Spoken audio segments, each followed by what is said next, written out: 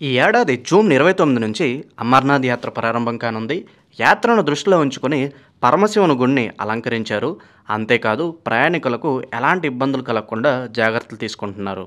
ప్రయాణికులకు ఆహారం, పానీయాల నుంచి ఇతర సౌకర్యాల వరకు అన్ని సౌకర్యాలు కల్పిస్తున్నారు.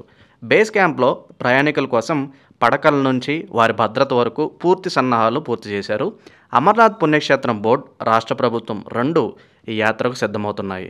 ఈ ఏడాది జూన్ 29 నుంచి అమర్నాథ్ యాత్ర ప్రారంభం కానున్న సంగతి తెలిసిందే. అయితే జూన్ 28న మొదటి బ్యాచ్ ప్రయాణికులు బయలుదేరతారు. యాత్రికుల కోసం పహల్గామ్, బాల్తాల్ అనే 2 బేస్ క్యాంపులు ఉంటాయి. ఇక్కడి నుండి ప్రతిరోజు 15,000 మంది యాత్రికులు గుహను సందర్శించడానికి అనుమతిస్తారు. మహాదేవుని ఆస్థానాన్ని అలంకరించే ట్రాన్సిట్ క్యాంపులో ఏర్పాట్లు పూర్తి చేశారు.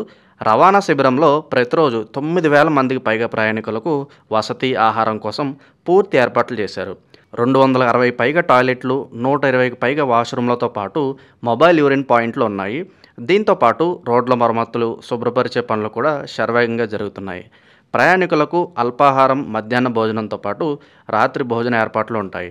బల్తాల్ మీదుగా బర్ఫీని దర్శనానికి వెళ్ళి దర్శనం చేసుకుని తిరిగి వచ్చే శివయాత్రికులందరూ ఈ యాత్రా శిబిరంలో ఉండేందుకు అనుమతి ఉంటుంది. ఇది కాకుండా పహల్గామ్లోని Nirman base camp, Baltal base camp వరకు ప్రయాణికుల వసతి, ఆహారం, భద్రత కోసం కట్టుదిట్టమైన ఏర్పాట్లు చేస్తున్నారు.